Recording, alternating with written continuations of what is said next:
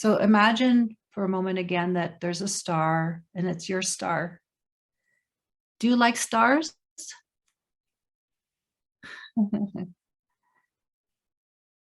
They're so magical. Yeah. Stars are like this bright light of universal intelligence.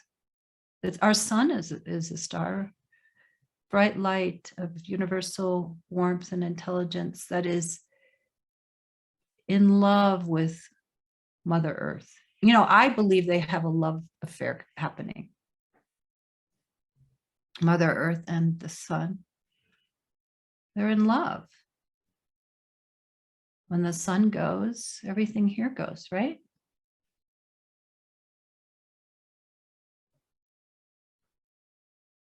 If you were going to say mother and father qualities, the sun is the father quality. Soul is like a father quality, but it contains substance. So it's still made of something. It's like an intermediary between absolute nature of pure potential, pure creation, and the manifested reality here. It's kind of like an intermediary of between the two. It contains both qualities of spirit and form. So it's not lost in Maya, soul. We can get lost in Maya, right? Here, because it's a very complicated place to be. And experiences can really overwhelm one. But we're meant to, in the midst of it, we're meant to remember our nature, our true nature. And soul is here to help remind us. That she whispers, he whispers, whisper, whisper, listen, listen. Have a connection, have one of those, or 2 or 3 or 4 or whatever, however many of those lines of light that come off your star planted in you, living through you as you. It's kind of like your nature is so big, it has to have an appendage. And that appendage is soul. It contains all that your potential. Because God, divine intelligence, everything, you know, that it wants to, what is it doing? What are you doing? You're growing, you're learning, you're in creation. You're realizing where you hold back, you realize where you're stuck, you realize where you're flowing. And we keep deepening and we keep deepening and deepening no matter what. And as we age, we keep deepening. And then maybe we die and another body may come and we deepen and we go on. Maybe not even just on this planet, who knows? Maybe not only in this dimension. But it wants to realize its potential, just like its fulfillment. Potential is fulfillment. Isn't that a beautiful feeling? The fulfillment of all that you are meant to be. And then bringing that forth more and more here amongst one another, allowing that calling to come through. And then to offer your gifts, whatever you can, to move beyond the suffering self into, you know, where one is able to actually offer something. And it doesn't have to be giant and big, rock the world for it to be of value. What if it's between you and a flower?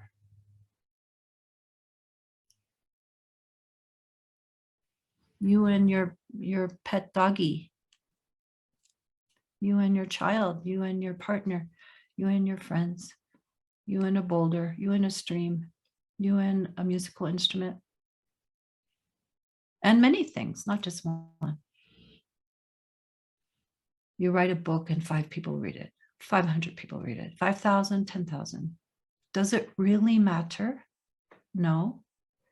It's the creation itself that matters. You being willing to breathe life out. I'm going to take up some space here. I'm going to let some of my soul qualities through unapologetically.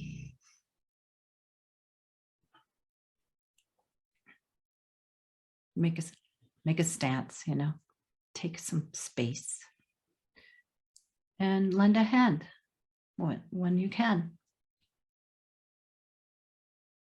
We also are meant to share soul essence together, like right now, I hope.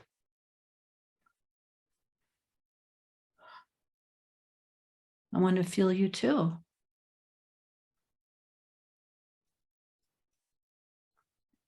I want to know what your soul qualities are. Even if your voice shakes.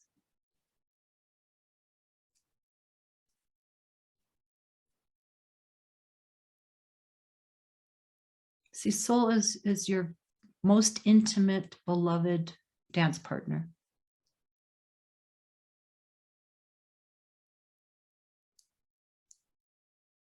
Like you can't hide from soul.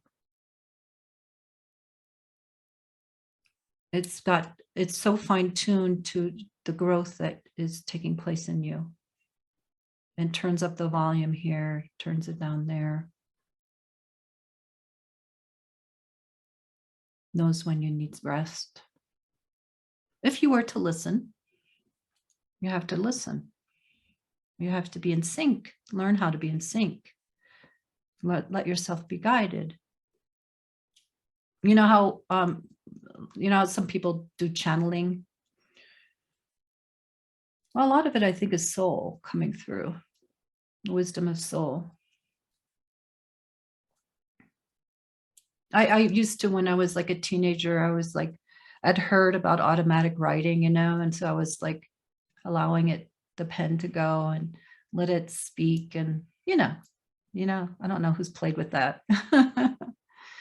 That's not to diminish it. It's just these different stages and phases of learning how to get out of the way. Right? Or art, just letting it go, or playing music, just let it go, or communication, let it flow, poetry.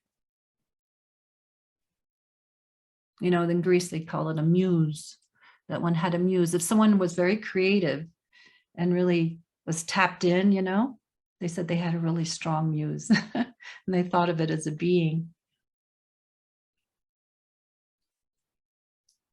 I think it's soul.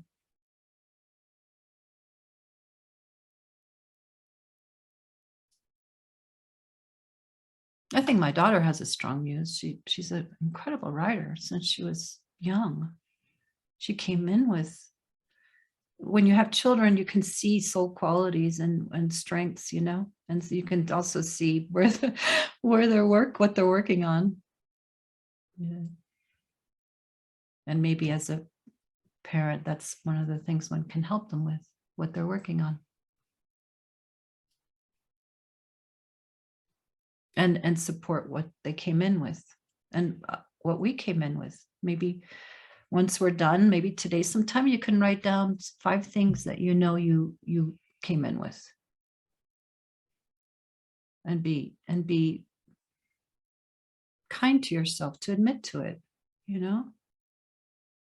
I know how to listen to people. That, what, that is incredible. If you have that, even had to grow it in this life. I know how to listen to people. That means that one can get out of the way enough to listen, to take in. And that helps one with communication with soul. That helps with one's communication to soul essence, to guidance.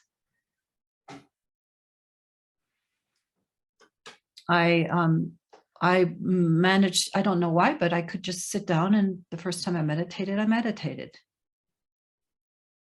That happened with me.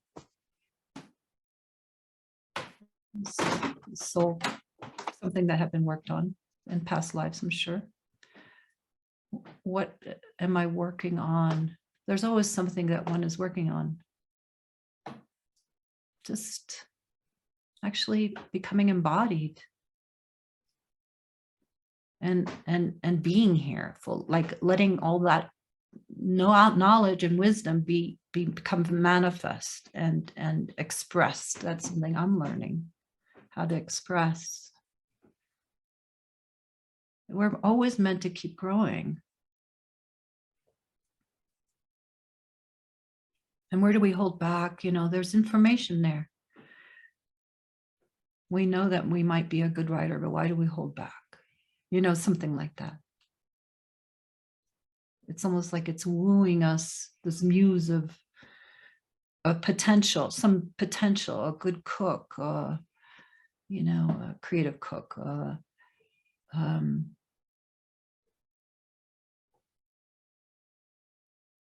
gardening, making something come to life.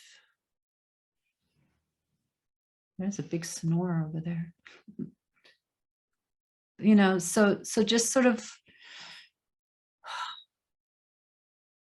if you tap into soul for a minute, like if you were able to tap into your soul for a minute, it's patient, but also wouldn't there also be kind of like a knock, knock? You have all these different qualities and you know it. Some of them you know, some you don't know. Potential qualities that are waiting to emerge. Would you like to breathe life into them in this life?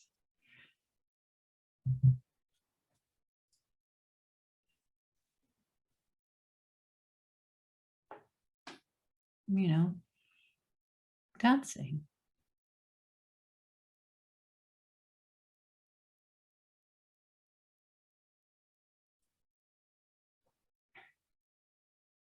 Playing with children, you know, whatever it is.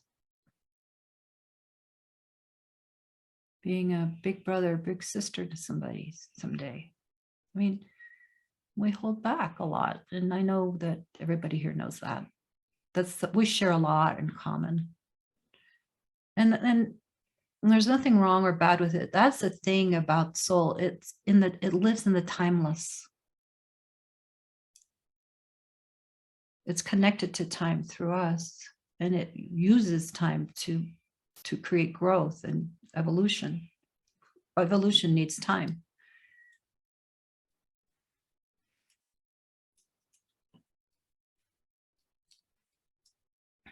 Right? Which is Mother's laws. Mother Earth, one of the reasons why this is such a magical, sacred place.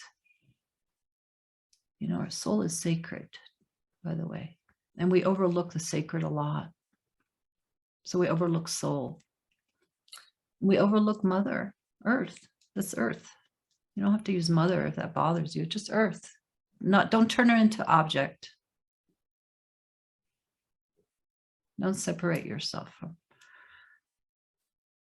Earth. Not the Earth, just Earth. Mother. Whatever works for you. Primal intelligence. Life.